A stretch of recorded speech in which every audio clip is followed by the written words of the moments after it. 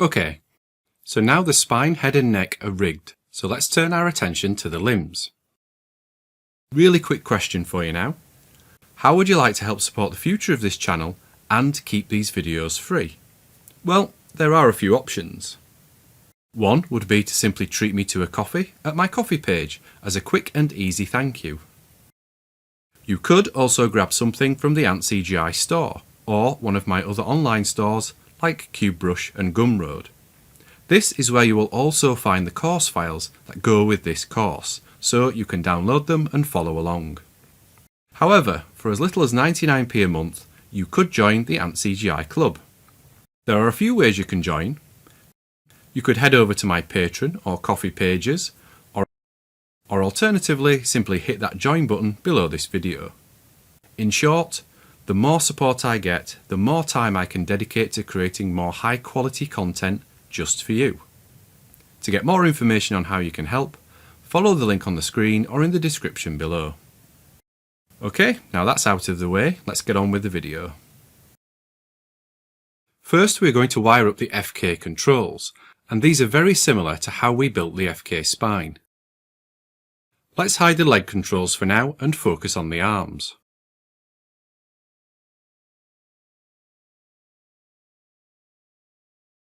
All we need at this stage is for the FK controls to move and rotate the FK joints. As we are focusing on FK, we can hide the IK controls for now. And these pull vector controls. We will be looking at those in the next video. I'll just find the arm group in the outliner.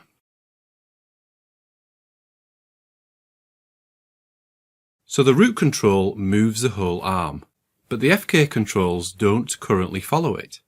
So we need to make a few changes to how this works. Let's hide the IK joints first.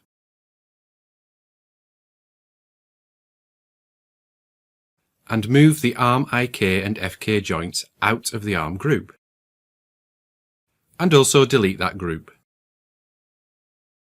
I realise this will break things for now, but we need to rework the hierarchy so the FK controls work with the rig. Next, we need to clean the translations from the joints. So just as we have done many times before, move the values from here down here, or use the script provided to speed things up. That's the IK joint done. Now the FK. So you see the FK arm has rotated to here. This is because we have joint orient values down here, which are now being applied on top of the offset parent matrix values. And we've encountered this issue before. So we just need to remember when working with joints, we need to remove those too. I'll do the same on the IK joint too.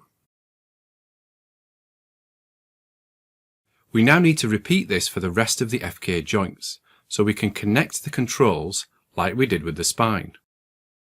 So copy the translate Y here, down to here. This now doubles the distance this joint is from its parent, so we just need to zero out the main attribute to move it back. And now do the same with the hand FK joint. Reset this to move it back. So now we can set this arm up in exactly the same way we did the spine, using direct connections, which is why we needed the joints translations to be zeroed out. Open the node editor and bring the FK controls in. Just reorganize these. And now bring the FK joint in too. I'll move these so they are next to the same controls. Now connect the hand controls rotate attribute to the hand FK joints rotate attribute. And also connect the translations. Repeat this for the lower arm, connecting the rotations and translations to the lower arm FK joint. We need to do something different for the upper arm. If you remember, we had to connect the spine differently too, so it would inherit any parent translations. This time, connect world matrix 0 to offset parent matrix. We can move the root now and the FK arm controls follow. If we used direct connections, it would stay in world space, and we saw this with the spine. So now we can control the arm using forward kinematics. Nice and easy, and we didn't need to use any offset groups or constraints. While we are here, we also need to check the rotate orders. You see, the joint is set to Y, X, Z, and the control is X, Y, Z. We ideally need these to match. So let's update the control. I don't know if you did, but did you notice that the arm moved slightly as I changed it? It was only a little movement, but this is why it's important to update the rotate orders, so the controls and joints are synchronized. If you do this later, once the character has been animated, the animation would change and need to be redone. Let's update the other controls. Okay, that's the arm done. Let's reset these. So now we need to add the root control back in, so the whole arm moves with it.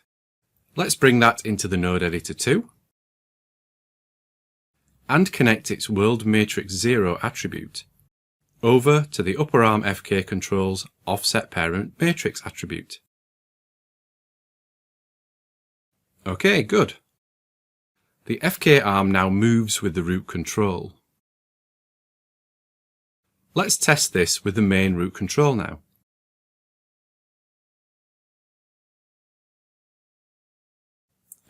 We have a problem.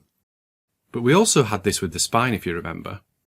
The upper arm FK control now has a double transform because it's inheriting the main root's rotation as well as the arm root controls. So we need to remove this. Bring the main root control into the node editor. Press Tab and create a new mult matrix node. With this node, we can add the matrix values together from multiple nodes. Rename it to upper arm FK mult. Move the connection from the arm root control, so we are connecting its world matrix 0 attribute to the mult matrix node's matrix in attribute. We can now open the matrix in attribute here. Now connect the root control's world inverse matrix 0 attribute, that's a mouthful, to matrix in 1. We use the inverse matrix values because they are inverted versions of the main world matrix values, so this will essentially take them away. So the mult matrix node is now using the arm root's world matrix values, but then taking away the main root control's values. Now connect matrix sum to the upper arm FK controls offset parent matrix attribute.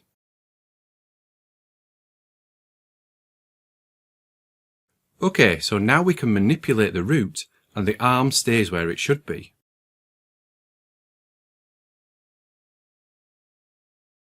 We can also oppose the arm using FK. And it stays solid no matter where we put the root. Okay, let's reset these. So now the arm moves with the root control, so let's add in the option for it to either rotate with it or stay in world space. So we are essentially adding some space swapping functionality, but don't worry, we will go over this in more depth in a future video. First, what we need to do is store the main arm's position. So press Ctrl and G to create a new empty group.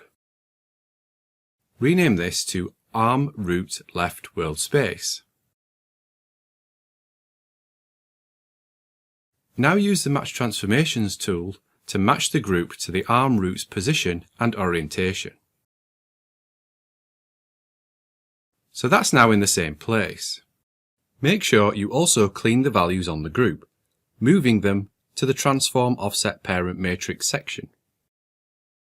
We need a new node now. This time create a Blend Matrix node. This will give you the option of blending between a number of other nodes. Call this Upper Arm Left FK Blend. make some room for it over here. Connect matrix sum from the mult matrix node to input matrix. Just open the attribute editor now. So up here are the values we just connected, taken from the ARM root control. So this is the node we want to blend. Let's click this button here to add another item to the list. And now connect the ARM root world space group's world matrix 0 attribute to the blend matrix node's target matrix attribute, which is under the target 0 group. Now that's appeared here. What's good about this node is we can specify what attributes we want to use, so we can deselect translate here so the arm will match just the spine's orientations. Now connect the output matrix attribute from the blend matrix node to the upper arm FK controls offset parent matrix attribute. Here we go.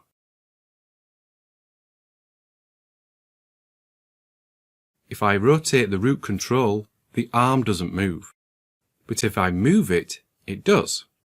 This is because we are telling it to instead use the world space group's orientation. What we can do now is use the envelope attribute here to simply blend between the root control's orientations and the world space group's orientations. The next step is to add this functionality into the rig, so the animator can easily access it without having to find the blend matrix node. To do this, we can use the follow attribute we added to the upper arm FK control. Although thinking about it, it would make sense if this was a float instead of an enum, so the animator can blend between the two states rather than snapping from one to the other. Let's add a new float attribute. Call it world orient. Set the minimum to 0 and maximum to 1, matching the limits of the envelope attribute. And add that.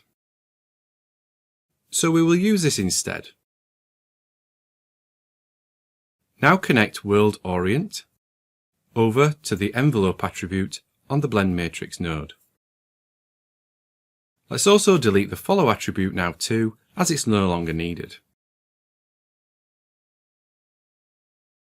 We can use this now, or should I say, the animator can use this now to make the FK arm rotate locally so it follows the root control or stays in world space and follows the group.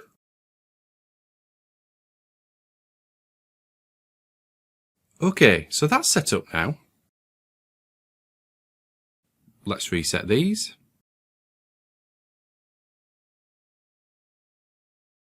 The next step is to now make sure the arm follows the spine.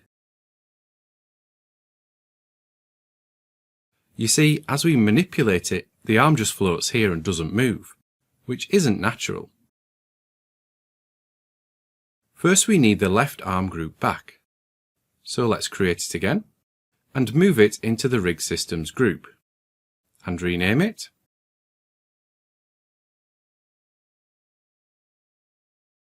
Move the IK, FK and world space group into it. Now create two new groups.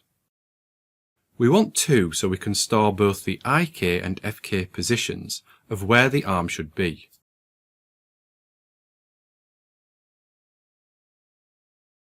Rename them so the first is shoulder left IK world space and the second is shoulder left FK world space. Now match these to the arm root control, so they are in exactly the same place. Actually, this should be left FK, so I'll change that to L. Parent the IK group to the IK shoulder control so it follows it.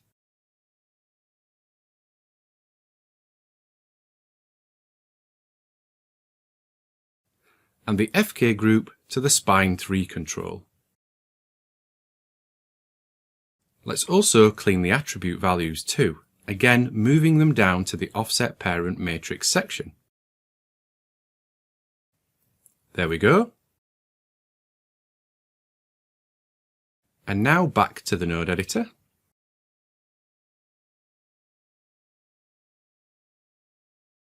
I'll just clear this.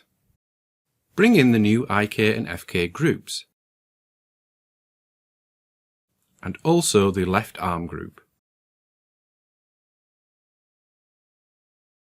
All we want is the left arm group to blend between these two shoulder groups. So as the animator blends between IK and FK, the arm will move to the correct spine. So to do this, we need another blend matrix node. Rename this to Shoulder IK-FK Blend. Connect World Matrix 0 from the IK group to the Input Matrix attribute on the Blend Matrix node. Go to the Attribute Editor and add a new item to the Blend Matrix node. Now connect the World Matrix 0 attribute from the FK group to the Target 0 matrix attribute. Now connect Output Matrix to the ARM root group's Offset Parent Matrix attribute.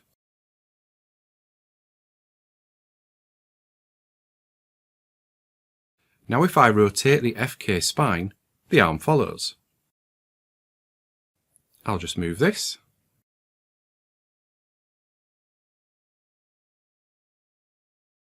If we switch to IK, nothing happens, but that's because we also need to tell the Blend Matrix node to swap to the IK group too. Add the cog control to the node editor. Let's find the IK-FK switch attribute and connect that to the envelope attribute on the Blend Matrix node. Now the arm follows when using the IK spine. We can also blend between the two and the arm follows. Let's test the main root control again. Now things have changed. Right.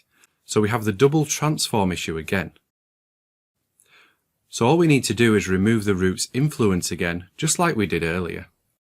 Let's make some room and create a new Mult Matrix node. Call this Shoulder Left IK Mult. Duplicate this and update the name to FK instead of IK. And remove that one. Let's add the root control to the node editor too.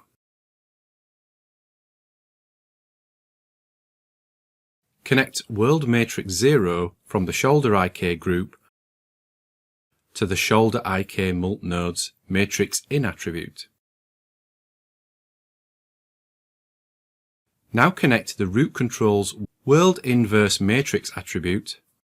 Remember, we use inverse because we want to take these values away. Connect this to Matrix In 1. Now we repeat this for the FK side. So World Matrix 0 to Matrix In. And then World Inverse Matrix from the root control to Matrix In 1. We now need to connect these to the Blend Matrix node. So Matrix Sum to Input Matrix. And Matrix Sum from the FK Mult Matrix node goes to Target Matrix, under Target 0. Just here.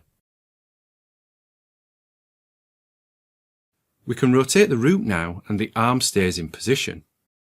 You will also notice that the arm isn't rotating with the spine, it's just staying almost level. This is because we have its World Orient attribute set to stay in world space. If I change this to 0,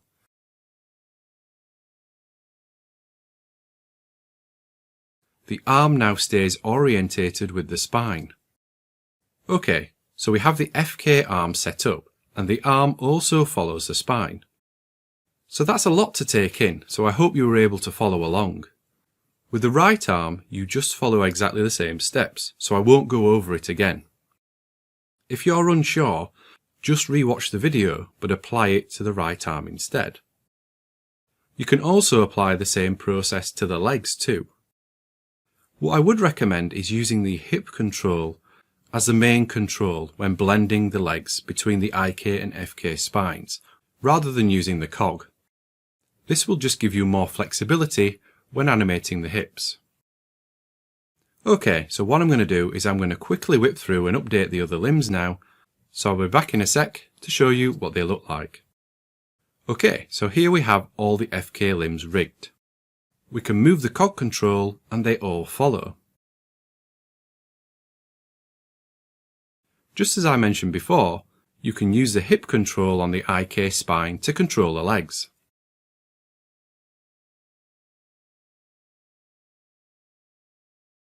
And the limbs follow when the spine blends between IK and FK. Okay, so that's the FK limbs set up. Just to further illustrate the world orient attributes we added, if I rotate the character now, the arms and legs rotate with him. If I select the FK controls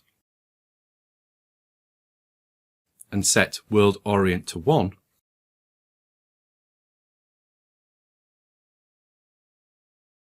you see the difference. The limbs move with the torso, but don't rotate with it, so they remain level. This is a nice option for the animator, so the limbs can be more independent. Okay, so that's FK limbs covered for now. So let's move on and look at setting up the IK limbs in the next video. Okay, that's another video over. Thanks for watching right to the end, and make sure you also check out some of the other free videos and courses that I have available. You can find links to all these on the screen now and in the description below. Remember, to help support future content and keep these videos free, visit the antCGi store or join the antCGi club. Alternatively, if you would just like to show your appreciation for these videos, why not treat me to a coffee at my coffee page? Again, the link is on the screen now and in the description below. Thanks again for watching. This is antCGi signing off, and I will see you on the next one.